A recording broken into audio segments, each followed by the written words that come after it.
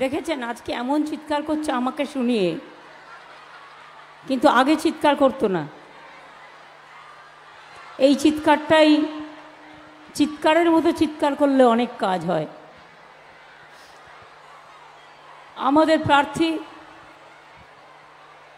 আমার প্রিয় রচনা ব্যানার্জি, অসিত মজুমদার মানে ছোট তপন এখানকার এমএলএ, বড় তপন, তপনও এমএলএ, অসীমা পাত্র বিধায়ক, অরিন্দম গুই জেলার সভাপতি এবং বিধায়ক, ইন্দ্রনীল সেন, বেচারাম মান্না, স্নেহাশিস চক্রবর্তী, রত্না দেনাগ, রঞ্জন ধারা, শুভদীপ মুখার্জি, মনোজ চক্রবর্তী, কত নাম বলবো আর, প্রদীপ ভাস্কর, শুক্লা চ্যাটার্জি, তাপস চক্রবর্তী, অমিত রায়, পার্থ সাহা, নিহার মণ্ডল, আদিত্য নিয়োগী, রাম চক্রবর্তী, অশোক দাস সহ উপস্থিত জেলা, ব্লক,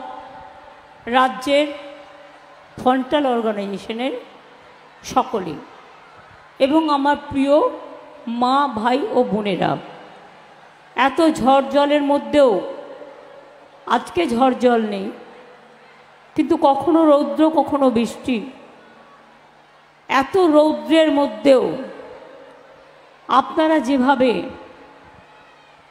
মা বোনেরা ভাইয়েরা সব কাজকর্ম ছেড়ে দিয়ে এখানে এসে সামিল হয়েছেন, এই মানুষগুলোকে ভোট দিলেই তো রচনা জিতে যায় আর লকেট রানী হেরে যায়। বিজেপিকে হারাতে গেলে একটা একটা সিট আমাদের কাছে খুব গুরুত্বপূর্ণ, মনে রাখবেন। এবার যদি বিজেপি ক্ষমতায় আসে দিল্লিতে, তাহলে আপনারও অস্তিত্ব থাকবে না, আমারও অস্তিত্ব থাকবে না, সাধারণ মানুষের অস্তিত্ব থাকবে না, তপশিলীদেরও থাকবে না, আদিবাসীদেরও থাকবে না, কৃষকদেরও থাকবে না, মজদুরদেরও থাকবে না, মা বোনেদেরও সম্মান থাকবে না। আর চাকরি বাকরি ভুলে যান, চাকরি বাকরি ওরা দেয় না। নির্বাচনের আগে একটা রাজনৈতিক দলের কাজ কি? নির্বাচনের আগে যেটা বলে সেটাকে করতে হয়, এটাই হচ্ছে কমিটমেন্ট টু দ্য পিপল। কিন্তু বিজেপি আমরা কি দেখলাম? আমি আমাদের কথাও বলবো, ওখানে তো চিৎকার হচ্ছে কেন, মাইক শোনা যাচ্ছে না? ছেলেরা তোমরা মেয়েদেরটায় ঢুকো না, মেয়েরা যেখানে বসে আছে ওদেরটা মেয়েদের বসতে দাও, মেয়েদের জায়গায় ছেলেরা ঢুকে না, তোমরা লক্ষ্মী ভাইয়েরা আমরা, তোমরা বাঁশের বেড়ার ওপাশটায় চলে যাও। আমি আপনাদের সকলকে বলবো যে বিশেষ করে আপনারা জানেন, আর যা মেয়েরা এখানে দাঁড়িয়ে আছে ওদের এখানে ঢুকিয়ে দাও না, কিছু তো অসুবিধে নেই, আমি 1 মিনিট অপেক্ষা করছি, ঢুকিয়ে দাও। যারা দাঁড়িয়ে আছেন চলে আসুন।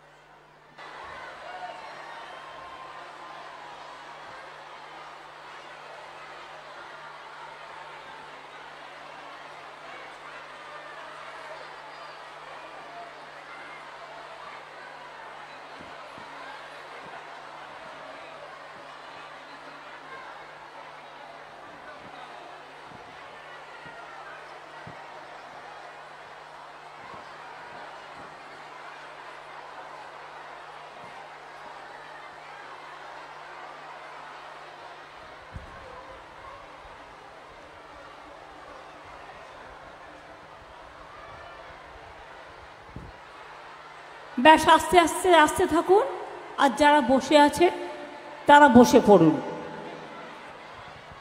আমি যে কথা আপনাদের বলছিলাম যে একটা ইলেকশনে একটা রাজনৈতিক দলকে মানুষ ভোট দেয় তার দায়বদ্ধতা দেখে, কিন্তু আমরা কি লক্ষ্য করলাম গত 10 বছরে? আমরা লক্ষ্য করলাম বিশেষ করে আমরা ইলেকশনে যতগুলি প্রতিশ্রুতি দিয়েছি প্রত্যেকটা কিন্তু আমরা পালন করেছি। আপনাদের মনে আছে আমরা 2021-এ বলেছিলাম লক্ষ্মীর ভাণ্ডার করব যদি আমরা জিতি। আমরা করেছি, আমরা করেছি মা বোনেরা। আমরা বলেছিলাম আমরা জিতলে বিনা পয়সায় রেশন দেবো, আমরা দিচ্ছি। আমরা বলেছিলাম কৃষকরা বছরে 10,000 টাকা করে পাবে তার কৃষিকাজ করবার জন্য, আমরা দিচ্ছি। আমরা বলেছিলাম 10 লাখ টাকা করে স্মার্ট কার্ড করব স্টুডেন্টদের জন্য, ওটাও আমরা করেছি। আর বলিনি না বলে অনেক কাজ করেছি, যেমন ধরুন সবুজ সাথী সাইকেল সবাই পান, ছেলেরা মেয়েরা গভর্নমেন্ট স্কুলে সবাই পান, এটা কিন্তু বলা ছিল না। 2 স্মার্ট কার্ড অর্থাৎ স্মার্টফোন 12 ক্লাসে আমরা দেব বলেছিলাম, পাচ্ছেন তো? আগামী বছর ওটা কিন্তু আবার 11 ক্লাস থেকে হয়ে যাবে। স্বাস্থ্যসাথী কার্ড পরিবারের যিনি গার্জিয়ান তার নামে 5 লক্ষ টাকা করে স্বাস্থ্যসাথীর কার্ড দেওয়া হবে, যাতে আপনারা পরিবারের চিকিৎসা করতে পারেন এবং আপনাদের যেন বিনা চিকিৎসায় মৃত্যু যন্ত্রণা ভোগ করতে না হয়। ওটা পাচ্ছেন? তাহলে আমরা যেটা বলেছি আমরা সেটা করেছি। কিন্তু বিজেপি যে কথা বলে ভোট নিয়েছেন সেই কাজগুলো তারা কি করেছেন? করেননি। তার কারণ তারা বলেছিলেন জিতলে 10 লাখ টাকা করে দেবেন, এই 15 লাখ টাকা করে দেবেন।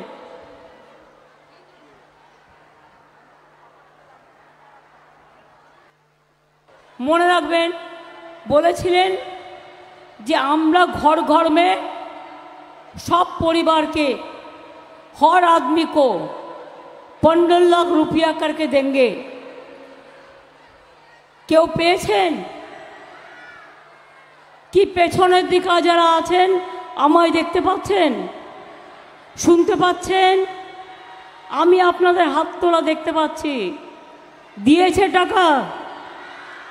1 লাখ দিয়েছে, 2 লাখ দিয়েছে, ঠিক আছে 15 লাখ নাই বা পারলো, 50,000 টাকা দিয়েছে। তার মানে ওটা কি ছিল? মোদির ভাওতা। দ্বিতীয়ত কি বলেছিল ইলেকশনের আগে? দ্বিতীয়ত বলেছিল বছরে 2 কোটি করে ছেলে মেয়ের চাকরি দেওয়া হবে, বছরে 2 কোটি করে ছেলে মেয়ের চাকরি দেওয়া হবে, মানে 5 বছরে 10 কোটি। কেউ পেয়েছে? কেউ পেয়েছে? তার মানে বুঝতে পারছেন টোটালটাই ভাওতা। আর এবার কি বলছে? রেডিও খুললেই দেখবেন ওনাকে আমি নাম দিয়েছি প্রচার বাবু, নিজের প্রচার ছাড়া কিছু চায় না। যদি বলেন যে কোনো ড্রেস পরে ছবি তুলতে তুলে ফেলবে, ছবি তুলতে এত ভালোবাসেন আর নিজের প্রচার করতে। তো এবারে কি বললেন? এবারে প্রথমেই বললেন আমি স্বাস্থ্যসাথী দিয়েই শুরু করি। দেখাচ্ছে টিভিতে সংবাদ মাধ্যমে, ইউটিউবে টোটালটাই মিথ্যে কথা। কি দেখাচ্ছে? 70 বছর বয়সের ঊর্ধ্বে যারা আছেন তাদের সবার চিকিৎসা করে দেবে। তার 70 বছরের নিচে যারা আছে তারা কি মরে যাবে? জিজ্ঞেস করুন কমরেড নেতাকে, জিজ্ঞেস করুন 70 বছর বয়সের পরে আপনি চিকিৎসা করবেন কি? চিকিৎসা তো স্বাস্থ্যসাথী কার্ড আমরা করে দিয়েছি, ওদের চিকিৎসা করতে পয়সা লাগে না। মাছের তেলে মাছ ভাজা চালাকি। আপনারা জানেন তো স্বাস্থ্যসাথী কার্ডের সব টাকাটাই আমরা দিই। আর এই মাঝে মাঝে বলে না কি একটা কার্ড করেছে আয়ুষ্মান, আমি করি না। কেন করব? তাতে আমাকে 50% টাকা দিতে হবে, আর সব জায়গায় ট্রিটমেন্ট পাবে না, আর সবাই কার্ডটা পাবে না। যার একটা স্কুটার আছে সেও পাবে না, যার একটা বাইক আছে সেও পাবে না, যার একটা টিভি আছে সেও পাবে না। এগুলো তো মিনিমাম জিনিস আজকের দিনে। তাহলে সেই কার্ড কেন আমি করব? আমরা নিজেরা নিজেদের ক্ষমতায় স্বাস্থ্যসাথী কার্ড করে নিয়েছি। কাজেই মোদিবাবু যেটা বলছেন 70 বছর পরে আমি চিকিৎসা দেবো, বলুন আপনার নিজের বয়সটা কত হয়েছে একবার গুণে দেখেছেন? 70 বছর পর চিকিৎসা দেবেন? আর ইলেকশনের সময়ের কথা কেন বলছেন? আগে বলেননি কেন? ইলেকশনের আগে বলার থাকলে আগে করেননি কেন? আমরা তো যতগুলো করেছি আগে করেছি। ইলেকশনের সময় বললে সেটা কোড অফ কন্ডাক্ট ভাঙা হয়। মোদিবাবু আপনি কোড অফ কন্ডাক্ট ভাঙছেন, আর ইলেকশন কমিশন একটা পাপেট, মানে পুতুল, কলের পুতুল বসে আছে। মোদি ঘোরাচ্ছে ঘুরছে, মোদি ঘোরাচ্ছে ঘুরছে, মোদি ঘোরাচ্ছে ঘুরছে। 2.5 মাস ধরে ইলেকশন, দেশে বুঝি কাজ নেই? সব উন্নয়নের কাজ বন্ধ করা আছে, কোনো উন্নয়নের কাজ হচ্ছে না। তো ইলেকশন করতে গিয়েই 5 বছরে যদি 1 বছর টাইম চলে যায়, তাহলে 4 বছরের টাইমটা আমরা কোথায় পাবো মানুষের কাজ করবার জন্য? জিজ্ঞেস করুন ইলেকশন কমিশনকে। একবারও রোদ্দুরে এসে দেখেছে? গরমে লোকেদের কত কষ্ট হয়, নিজেরা এসি ঘরে বসে আছে, বুঝবেন কি করে মানুষের কি কষ্ট? আপনি থাকুন বসে, আমার কোনো আপত্তি নেই, কিন্তু একবারও মানুষেরটা ভেবেছেন? শুধু মোদি বাবুকে সুযোগ দেওয়ার জন্য।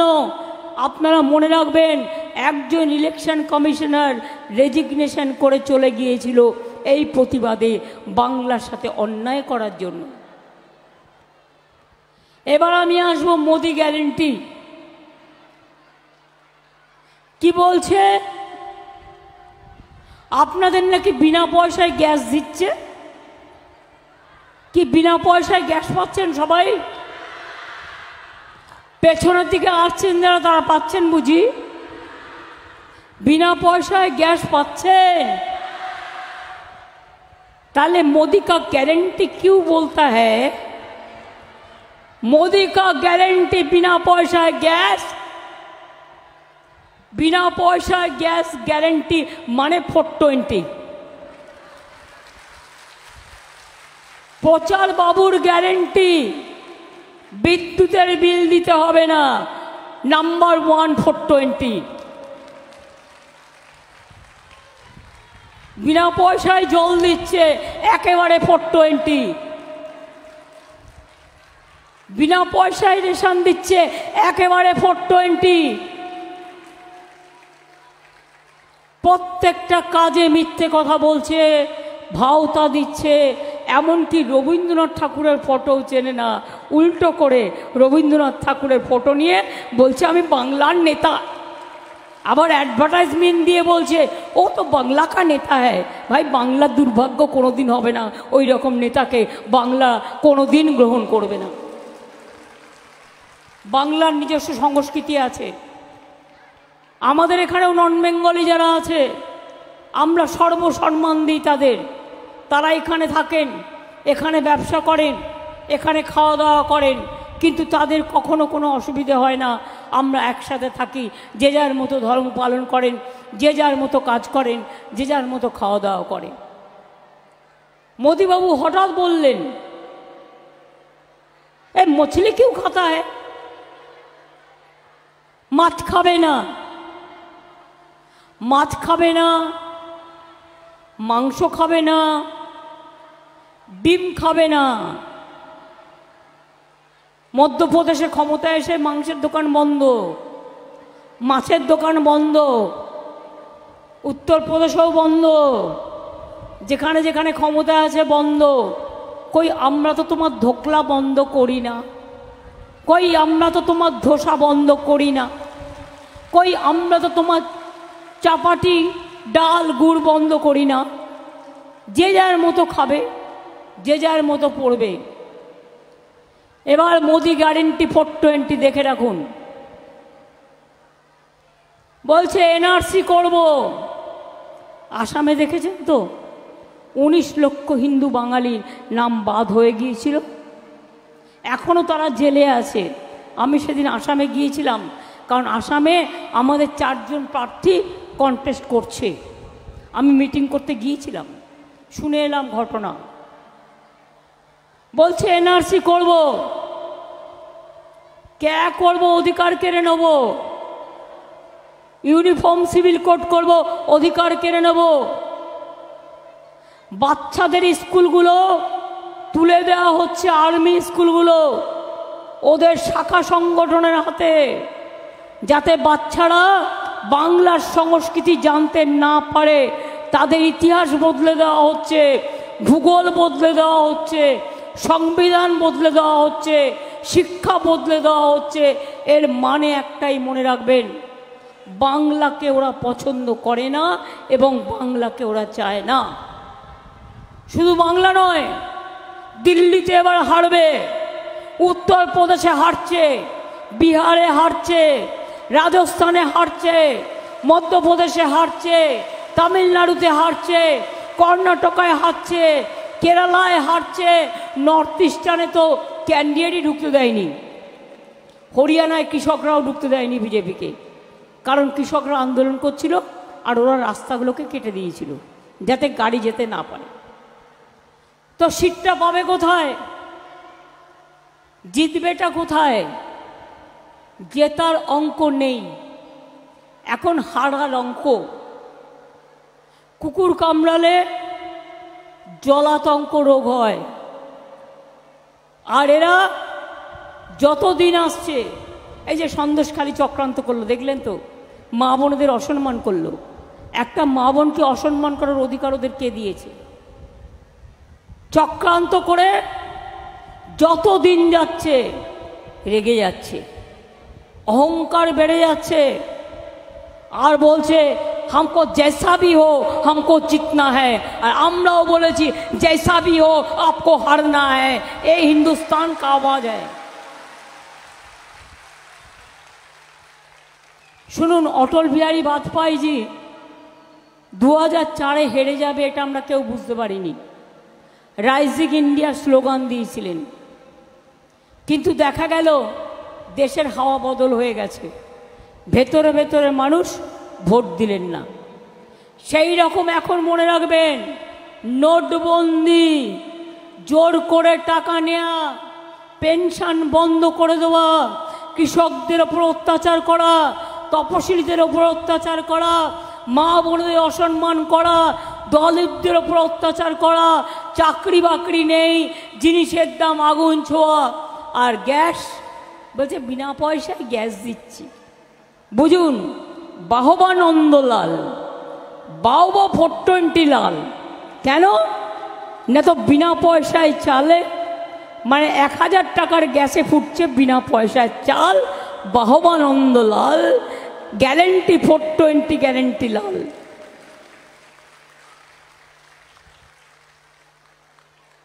और बार हारबे। क्या भाई और बहनों आप लोगों को याद में है कि बीजेपी खुद आप लोगों का राज में हार रहा है? वो हारेंगे। इसी के लिए अत्याचार बहुत हुआ, सबाई के जेले भरे दिए। দেশটাকে কারাগার বানিয়ে দিয়েছে।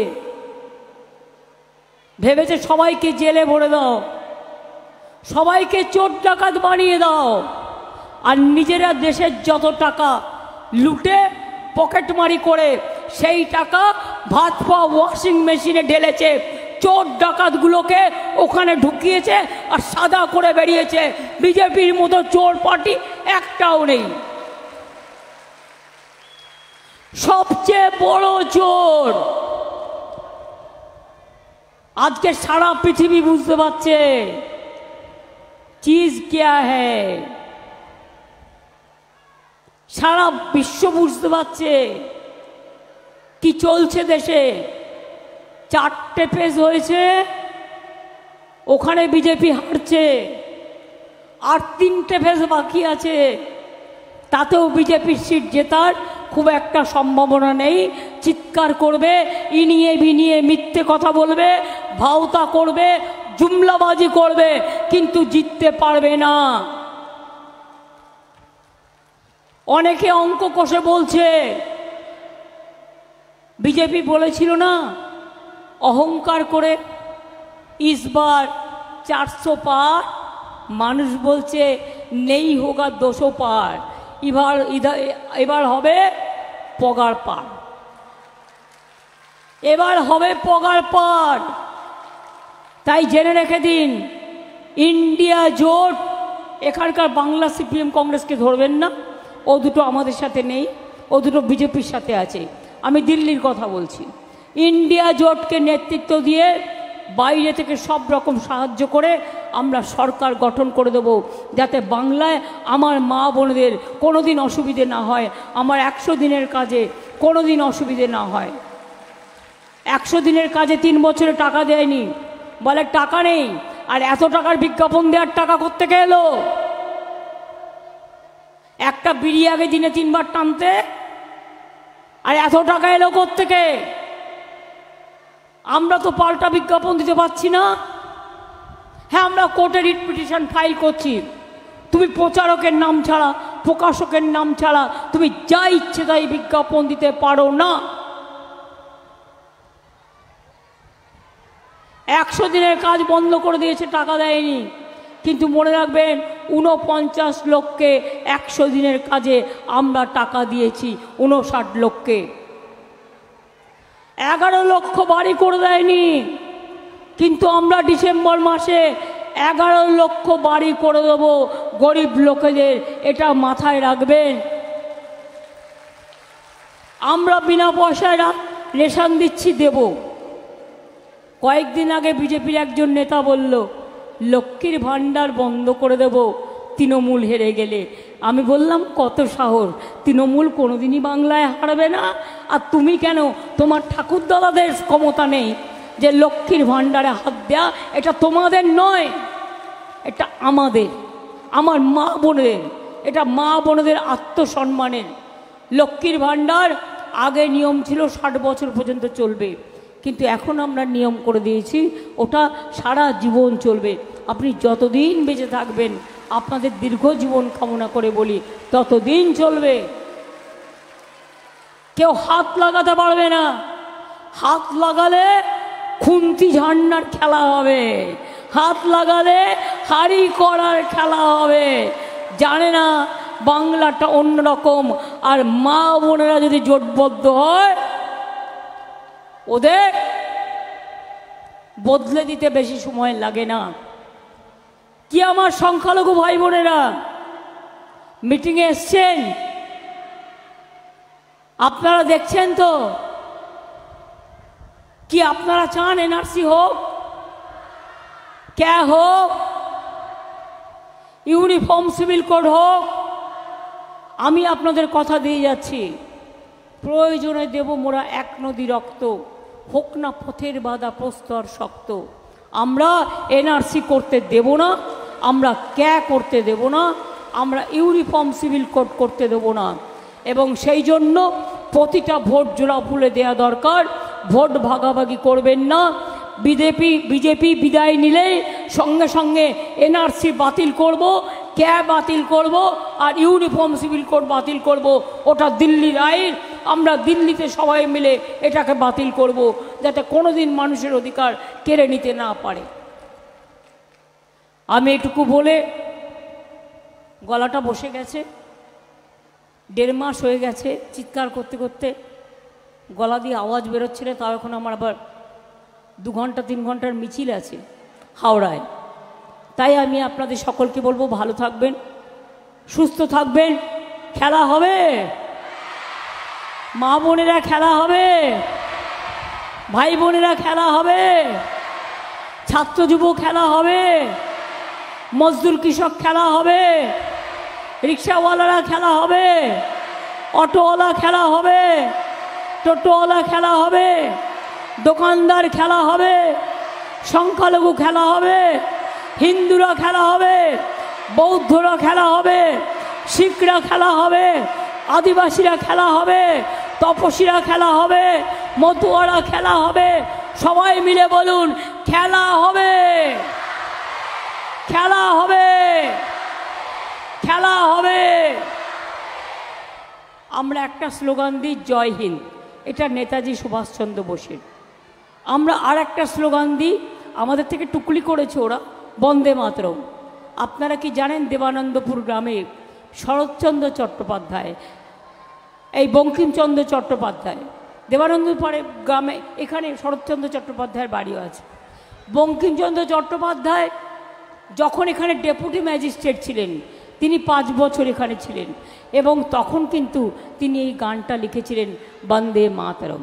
সেই জন্য আমরা বলি, জয় হিন্দ নেতাজি, বন্দে মাতরম বঙ্কিমচন্দ্র। আর আমরা কি বলি? আমরা বলি, মা মাটি মানুষ জিন্দাবাদ, সব মানুষকে জিন্দাবাদ বলা হয়। মা মাটি মানুষ ধন্যবাদ, আমরা সব মাটিকে ধন্যবাদ বলি। নিয়ে বলি, অনেক অনেক ধন্যবাদ, অনেক অনেক নমস্কার, অনেক অনেক প্রণাম, অনেক অনেক ইনশাল্লাহ, অনেক অনেক জোহার, এবং জয় বাংলা, জয় বাংলা, জয় বাংলা। আমার বাংলা, আপনার বাংলা, সোনার বাংলা, দেশ দেখাবে বাংলা, সরকার গড়বে বাংলা, লক্ষ্মীর ভাণ্ডারে বাংলা, কন্যাশ্রীতে বাংলা, সবুজশ্রীতে বাংলা, রূপশ্রীতে বাংলা, ঐক্যশ্রীতে বাংলা, স্মার্টফোনে বাংলা। এগিয়ে আসে বাংলা, এগিয়ে আছে বাংলা, এগিয়ে আছে বাংলা, এগিয়ে আছে বাংলা। বাংলা আরও এগিয়ে যাবে।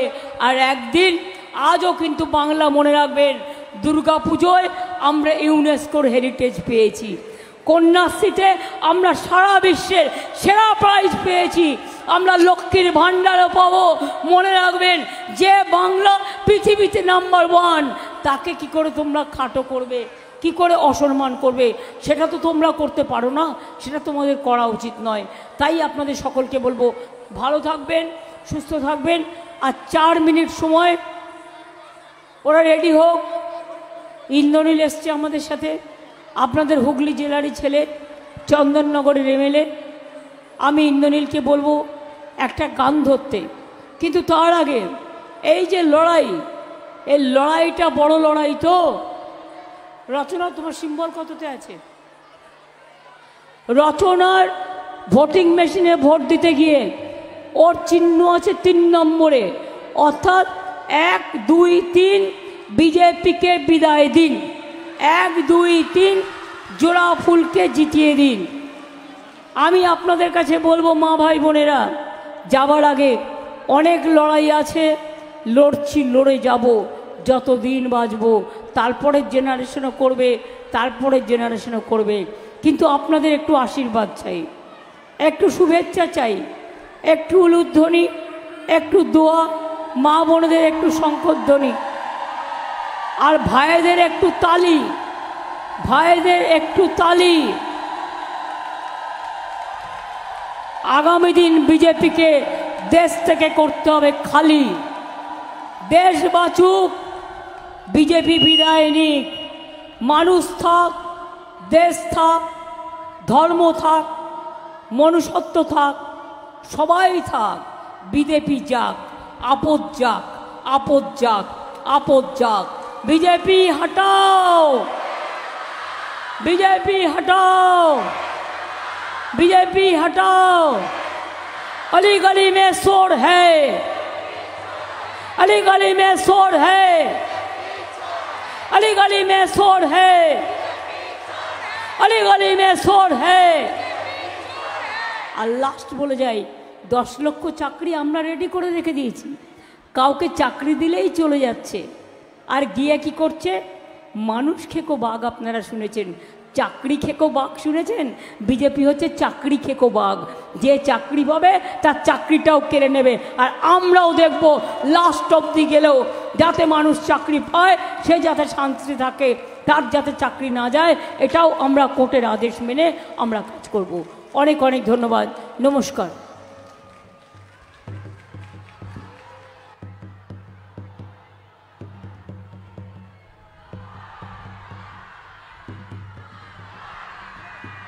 জোরে হাততালি হোক।